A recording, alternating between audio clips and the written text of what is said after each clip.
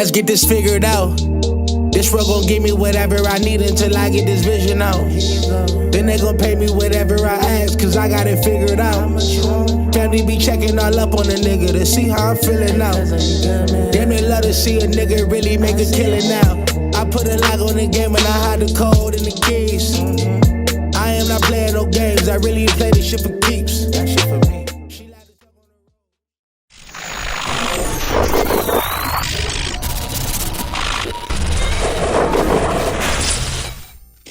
MaddenHeadz YouTube, what's going on? It is your boy Coach DC coming back at you today with another video. And today, man, I thought we'd talk about locating the spot on the ground so that you can make a play on the ball. And so this is a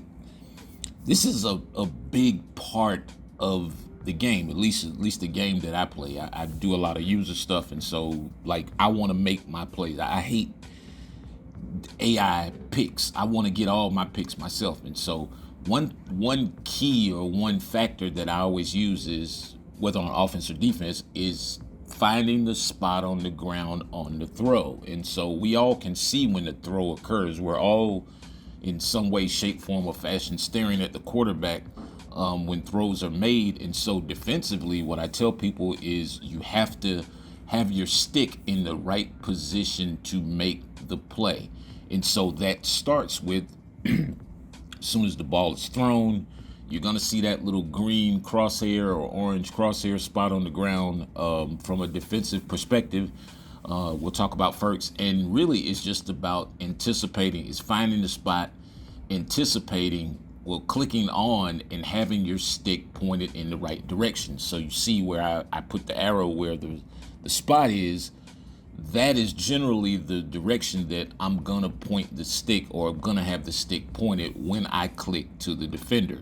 And so from a defensive perspective, we're always kind of guessing. We kind of know where the offense wants to go with the ball, but we can't really tell or definitively tell where the spot is going to be until we actually see the throw activated in the spot on the ground. So see, sometimes the spot may be way out of bounds. And so in order to get your defensive guy in that position, I had to go at probably maybe a 7 o'clock-ish kind of sweep with the left thumbstick in order to make a play. Right here, that was like more of a 2 or 3 o'clock-ish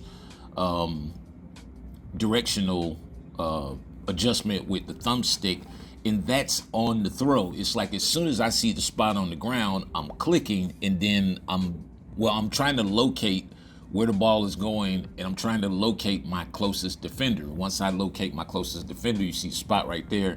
You see me able to click on and cut in front of the spot. As a defender, the rules on defense may be a little bit different because of that little moment that we don't know exactly where the ball is going. On offense, we kind of have an idea because we know who we're throwing to. So we have a general area of where we're going to put our eyes to find that, spot once the ball comes out the quarterback's hands. Defensively, we don't have that luxury. So it's more of instinct. You have to have your guys already kind of in the right position, or at least pointed and going in the right direction, because the amount of reaction time is much shorter from a defensive standpoint. And so to me, I just try to have my guys in the right spots, try to play the leverage as best I can. But when I click on, you see the spot is way out there. There's no way I'm gonna get to the spot. I have to put myself in the best possible position. As my coach used to say back in the day, ball you man. And so that means I want to be in between the actual offensive player and the ball. So it's the ball, it's me, then it's the man. That's the ideal situation. And so in Madden, let's say if I beat you to the spot, generally I'm gonna get a better play. I don't know why I thought I was throwing to that. I thought I erased that first arrow. But yeah, offensively, it's different because I know where I'm telling the ball to go. And so I can see the spot. I'm actually pushing the stick way out there and throwing with revamp so that I can run out there and run up underneath it. And so on offense, I have the advantage of actually knowing where the ball is supposed to go before the defender, but it's still all relative the same once the ball is in the air. It's like find the spot, beat your guy to the spot, and have timing when going for the ball. Something we talked about a little bit last week in terms of using L1 when attacking the ball in the air on defense and R1 when attacking the ball in the air on offense. I call them the manual catch buttons.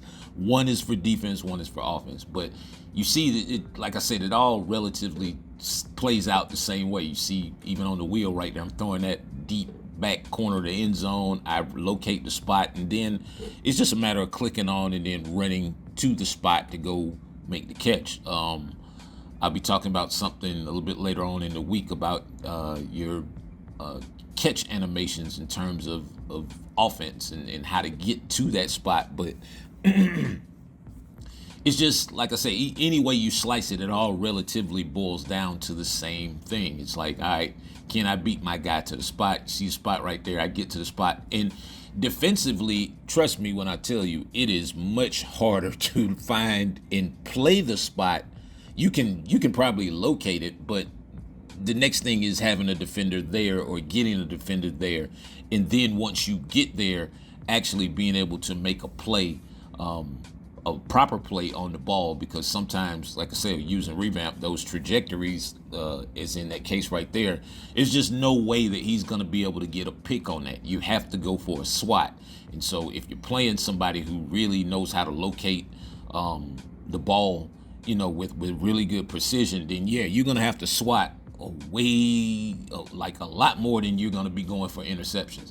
Because again, you can be at the spot. Yeah, we're both there. But that's Metcalf versus I think it's Valentine or whatever. But yeah, and so that's when it becomes a matter of like the timing issue and physicality. That's also another thing that plays a huge factor. Now, if I have a step on the guy, a lot of times it's just get to the spot, go for the proper catch animation. Just make sure that you're trying to animate as best you can away from the defender. Or again, I keep telling you, I've used revamp. Yeah, a lot of that stuff will stop being an issue because I can just throw it over the guys. Terrible read right there.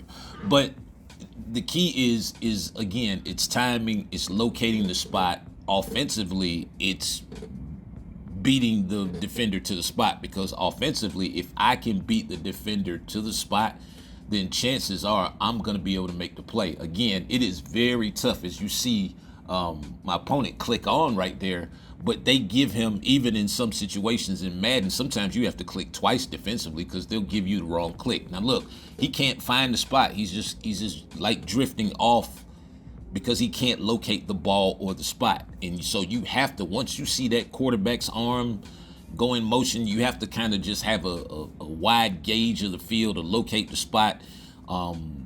Hopefully you'll have a defender somewhere in the area where you can click to the defender and actually go and try to make a play. Offensively, again, like I said, it's to me, it's more of just placement, putting the ball in the right place. Again, I always talk about placing the stick in the spot that you want to throw the ball before you make the throw. And I know a lot of people always say, well, isn't that going to watch this bully ball spot? This is a case of what I'm talking about. I put the ball over there knowing that I'm going to run to the spot to try to make a play, and it's going to become difficult for the defender.